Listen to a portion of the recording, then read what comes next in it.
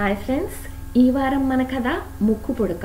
రచయిత్రి గోగినేని మణి, చదువుతున్నవారు రాధిక గోగినేని. మరి కథలోకి వెళ్దామా? ముక్కు పుడక. పెద్దమ్మగారు కచ్చాయమ్మగారు వచ్చినారమ్మా. నరసమ్మ కేక పెట్టింది. ఏమే నర్సు, అన్నీ చక్కగా చెప్తావు గాని నా పేరు మాత్రం ఎందుకే కచ్చా పచ్చా చేసేస్తావు? నవ్వుతూ సరదాగా అడిగింది కాత్యాయని. అదేటో గాని మీ పేరు నోరు తిరగదమ్మా అంది నరసమ్మ నవ్వు మొహంతో. ఆవిడ అక్కడున్న ఓ కుర్చీలో కూర్చోగానే నరసమ్మ ఆవిడని ఓ క్షణం పరకాయించి చూసి, కొత్త ముక్కు పోగు పెట్టుకున్నారా, భలే మెరిసిపోతోందమ్మా అంది నర్సు. అవునే, కొత్తవే, కొని వారమే అయ్యింది అని బదులిచ్చింది కాత్యాయని. మీరు తల అటు ఇటు తిప్పుతూ ఉంటే చాలా బాగుందండి, మెరిసిపోతూ. అలా ఉత్తునే తల తిప్పుతూ ఉండండి అంది. ఆ మాటలకు ఆవిడ ఆశ్చర్యంగా చూసి, ఎందుకు అని అడిగింది. మా పెద్దమ్మగారు ఆ మధ్యన ఒక కథ చెప్పారులేండి. కొత్తగా ఉంగరం కొని పెట్టుకున్నాడు, అందరికీ చూపించాలని అందరి ముందు చేసాపి, ఎంత ఎత్తునుండే మా దూడ తప్పిపోయింది మీకు కనిపించిందా అని అడిగేవాడట. ఆ కథ గుర్తొచ్చి అంటూ ఉండగానే హైమావతి లోపల నుండి అక్కడికి వచ్చింది. ఏంటి నర్సు, మా కాత్యాయనికి కథలు చెప్పేస్తున్నావు అని అడిగింది. కాత్యాయని నవ్వుతూ అంది, కొత్తగా ఉంగరం పెట్టుకున్న పిల్లాడు కథలోలా నా ముక్కు పుడక అందరికీ కనిపించాలని తల తెగ ఊపుతున్నానని నర్సు చెప్తుంది.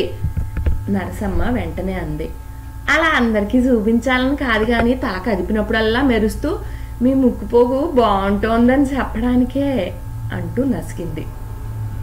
హైమావతి అప్పుడు తేరిపార చూసి, అవును, చాలా బాగుంది నీ ముక్కు పుడక అంది. నీకు ముక్కు పుడక పెట్టుకోవడం ఇష్టమని చెప్పేదానివిగా, కొనుక్కోకూడదు? కాత్యాయని ప్రశ్నకు హైమావతి చిన్నగా నిట్టూర్చింది. నిజమే, మా అబ్బాయికి ఓసారి చెప్పాను. వాడికి వీలు కుదిరి గుర్తుకొచ్చినప్పుడు కొని తెస్తే సరిగాని మళ్ళీ మళ్ళీ గుర్తు చేయడం నాకు ఇష్టం ఉండదు. కోరికలదేముందులే, ఎన్నో పుట్టుకొస్తూనే ఉంటాయి. సంసారంలో అన్నీ సాగవు, వీలు అది చూసుకోవాలి కదా అంది. అప్పుడే లోపల నుండి వస్తున్న హైమావతి కోడలు కావేరితో కాత్యాయని సరదాగా నవ్వుతూ, మీ అత్తకి పుడక కొనుక్కోవాలనే సరదా ఉన్న కొడుక్కి గుర్తు చేయడం నామోషి అనుకుంటోంది. నువ్వైనా చెప్పవమ్మా కోడలి పిల్ల అనేసింది. ఆ మాటకి కావేరి ఓ క్షణం బిత్తరపోయింది. ఆ రోజు ఉదయమే ఆమెకు భర్తకు చిన్న వాదన వచ్చింది. కొంచెం పొదుపుగా 1-2 నెలలు జరిపితే అప్పులన్నీ తీరిపోతాయని అతగాడంటే కావేరికి కోపం వచ్చింది. నేనేమైనా దాచుకుంటున్నానా, దుబారా చేస్తున్నానా అని ఎదురుదాడి చేసింది.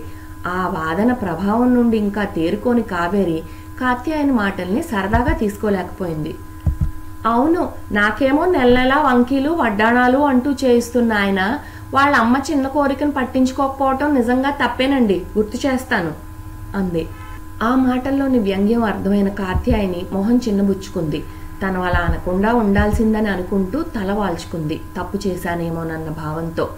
అది గమనించిన హైమావతికి కావేరి మీద చర్రున కోపం వచ్చింది.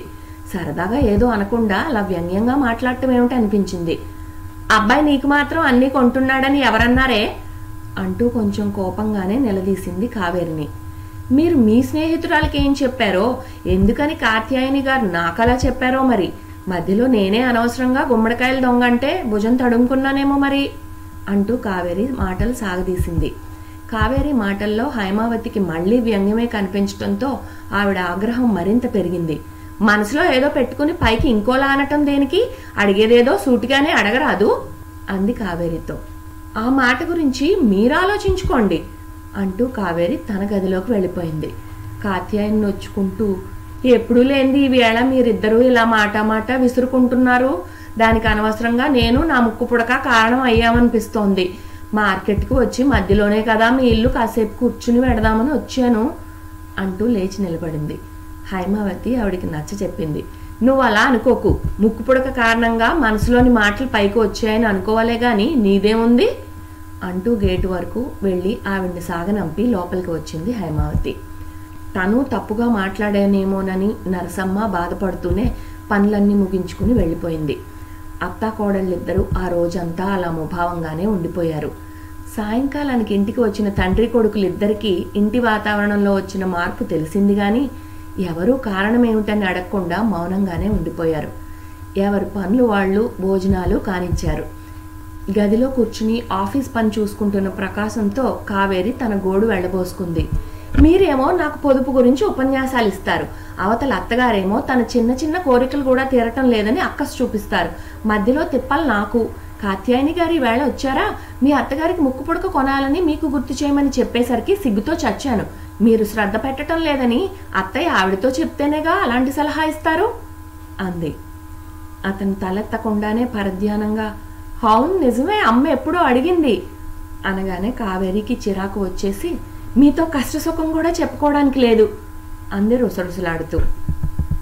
ప్రకాశం చిరునవ్వుతో అప్పుడు మాత్రం కావేరి వైపు చూసి, అవును ఇది నిజమే, ఎప్పుడు నీ కష్ట సుఖాలన్నీ అత్తామామలతోనే పంచుకుంటావు, వాళ్ళు అంతే, మధ్యలో నన్ను ఎప్పుడు ఇన్వాల్వ్ చేయనే లేదు, కొత్తగా నాకేం అర్థమవుతుంది అన్నాడు. కావేరికి నిజమే కదా అనిపించింది. ఎప్పుడూ ఇంటి వ్యవహారాల్లో ప్రకాశం తలదూర్చుడు, కానీ అత్తమామ మాత్రం ప్రతిదీ కావేరిని సంప్రదించే చేస్తారు. అంత అన్యోన్యంగా ఉండేదా ఉమ్మడి కుటుంబం. 2 రోజులు గడిచేసరికి కావేరిలో పశ్చాత్తాపం మొదలైంది. అనవసరంగా తానే తొందరపడి అత్తగారిని నొచ్చుకునేట్లుగా మాట్లాడిందేమో.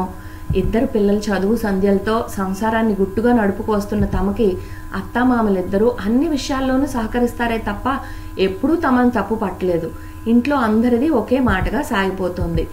అందుకే తను అలా వ్యంగ్యంగా మాట్లాడినందుకు, అది పైవాళ్ళు ఉన్నప్పుడు కోపం వచ్చి ఉంటుంది, తప్పు తనదే అనుకుంటూ కావేరి పశ్చాత్తాపపడింది. కానీ అత్తగారితో మాటలు కలపటానికి మొహమాట పడింది. ఏం మాట్లాడాలో ఎలా మొదలు పెట్టాలో తెలియనట్లు మిన్నకుండిపోయింది. అత్తగారు అంతే, తన మాటలు అసలు కావేరి వినే ఉండదు. అత్తగారిని ఎంతో ప్రేమగా చూసే కావేరికి కాత్యాయని అలాంటి సలహా ఇచ్చేసరికి బాధతో కోపం వచ్చి ఉంటుంది. ఎవరికైనా అంతేగా. అలా అర్థం చేసుకోకుండా, అనునయంగా మాట్లాడకుండా చిన్నపిల్ల కోడలపై రుసరుసలాడింది. పెద్దదానిగా బాధ్యత మర్చి ఆవేశపడటం తందే తప్పు అనుకుంది. భర్తతో ఏం చెప్పినా ముందుగా కోడలికే చెప్పమంటాం ఆయనకు అలవాటు కాబట్టి తన స్వాగతం వెళ్లబోసుకోవటం అనవసరమైన ప్రయాస అనుకుని ఆవిడ మౌనం వహించింది. కోడలతో మునుపుట్లానే ఉండాలని మనసులో ఉన్న ఊగిసలాటతో ముందడుగు వేయలేక దూరంగా మౌనంగా ఉండిపోయింది. అలా 1 వారం రోజులు గడిచిపోయాయి. చతురోక్తులతో సరదాగా పనులు చక్కబెట్టుకునే అత్తా కోడళ్ళిద్దరూ అలా మౌనంగా ముభావంగా పనులు చేసుకోవడం చూసిన నరసమ్మ మనసులోనే మదన పట్టం తప్ప ఏం చేయలేక నిట్టూర్చింది. ఆ రోజు 1 తారీఖు కావటంతో నరసమ్మ జీతం అడిగి తీసుకుంది. ఇచ్చే వరకు ఎప్పుడూ అడగని నరసమ్మ అలా తనంతట తానుగా అడగటంతో కావేరికి కొంచెం నిష్ఠూరంగా అనిపించినా ఏం అవసరాలున్నాయేమోలే అనుకుంటూ తనకు తానే సర్ది చెప్పుకుంది. ఆ రోజే ప్రకాశం తండ్రితో అన్నాడు, నాన్న, రిటైర్ అయినా మీరు ఇంకా ఉద్యోగం చేయడం నాకు ఇష్టం లేదు, విశ్రాంతిగా ఉండొచ్చుగా అని. ఆ రోజు ఉదయమే కావేరి అతనితో అంది, మావయ్య గారు రిటైర్ అయినా స్నేహితుడి దగ్గరేనంటూ ఏదో పని చేస్తూ పెన్షన్తో కలిపి అంతా మనకే ఇచ్చేస్తున్నారు. వాళ్ళిద్దరి మందుల ఖర్చులకని చాలా కొంచెం మొత్తమే దగ్గర ఉంచుకుంటున్నారు. కుటుంబం సవ్యంగా సాగటానికని ఈ వయసులో ఇంకా కష్టపడటం బాగుండలేదు, మనమే ఏదో చేయాలి కానీ అంది. భార్య మాటలు అలా ప్రభావం చూపించాయేమో. బాగుందిరా, కొత్తగా కష్టపడటమే ఉంది, ఇంట్లో ఖాళీగా కూర్చోలేకనే కాలక్షేపం కోసం వచ్చిన అవకాశాన్ని కాదనకుండా చేస్తున్నాను అంతే కదా అని తండ్రి తేల్చేసరికి ప్రకాశం ఏమీ మాట్లాడలేకపోయాడు.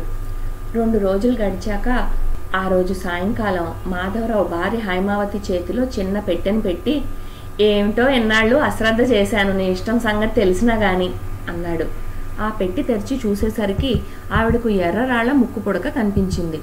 తమ ఖర్చులు కని ఉంచిన మొత్తంలో మిగిలింది అలా దాచి ఉంచి ఆయన కొన్నాడని ఆమెకు అర్థమై ఆనందంగా అనిపించింది. కాసేపటికే కొడుకు ఇంకో ముక్కు పుడక తెల్లరాళ్లకు తెచ్చి ఇచ్చేసరికి ఆవిడ ఆశ్చర్యపోతూ, ఎందుకిప్పుడు అంది. ఏమోనమ్మా, అప్పు చేసైనా సరే కొంటే అప్పును బాధ్యతగా తీర్చగలం అంటూ నీ కోడలు పట్టుబట్టింది. ఆ మాటల్లో నిజముందని నాకు అనిపించింది, అందుకే. కొడుకు మాటలతో ఆనందం రెట్టింపై కోడల వైపు అభిమానంగా చూసింది. అసలైన ఆశ్చర్యం ఆనందం ఏమిటంటే నరసు ఒక ముక్కు పుడక తెచ్చింది.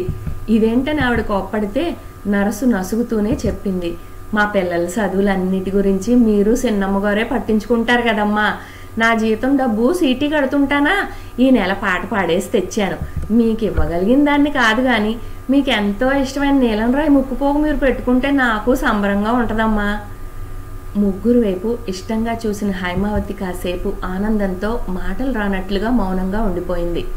తర్వాత భర్త కొడుకు వైపు చూస్తూ, నేను ఒకటి చెప్తాను కాదనరుగా అని అడిగింది. సరే అన్నట్లుగా తలలూపుతూనే ఇద్దరూ ఏమిటన్నట్లుగా చూశారు. మీరిద్దరూ షాప్లో ఈ 2 ముక్కు పుడకల్ని మార్చి 2 చెవి కమ్మల జతల్ని తీసుకురండి. ఒకటి కోడలికి, మరొక జత నర్సుకును. నర్సు తెచ్చిన ఈ ఒక ముక్కు పుడక నాకు చాలు కదా అంది. అందరూ ఏదో అనబోతుంటే ఆవిడ అభ్యంతరం చెప్పింది. కాదనద్దు, చిన్నదే అయినా ఈ ముక్కు పుడక కారణంగానే మా మధ్య అపార్థం వచ్చి పడింది. దాని కారణంగానే అది సమసిపోయిందని అనుకుందాం. నేను మీ అందరి దగ్గర నుండి కోరుకునేది ఆ చిన్న గుర్తింపు, అభిమానమే కానీ నగలు కానే కాదు. ఆ రోజు కాత్యాయనితో కూడా అదే అన్నాను. అయితే తర్వాత వచ్చిన కావేరికి విషయం తెలియక బాధ అనిపించడం సహజమే కానీ నేను అలా తీసుకోలేకపోయాను. బయట వాళ్ళ ముందు ఎప్పుడు నన్ను ఆదరంగా చూసే కోడలతో దురుసుగా మాట్లాడాను అని అంటుండగానే కావేరి వెంటనే వచ్చి అత్తగారి చేతులు పట్టుకుని ఆదరంగా, లేదత్తయ్య, నేనే గబుక్కుని ఏదో చిరాకును బయట వాళ్ళ ముందు ప్రదర్శించాను. కాత్యాయన ఆంటీకి కూడా క్షమాపణ చెప్తాను. మీలా అందరినీ అభిమానించే మనిషి దొరకటం మా అదృష్టం మనస్ఫూర్తిగా అంది. వాళ్ళిద్దరినీ మళ్ళీ మునుపుట్లా అరమరికలు లేకుండా చూసిన నరసు సంబరపడిపోయింది.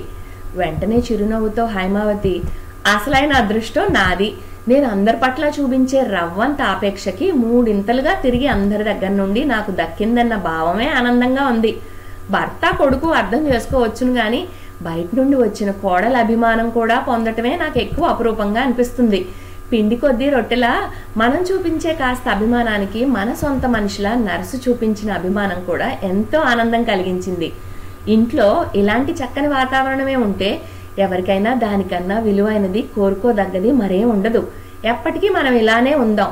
ఈ ముక్కు పుడక మళ్ళీ మనందరినీ దగ్గర చేసింది. ఆ మాటలకు అందరి వదనాలపై ఆనందంతో చిరునవ్వులు వచ్చాయి. ఇంతటితో ముక్కు పుడక కథ సమాప్తం. వచ్చే వారం ఇంకో కథతో కలుద్దాం.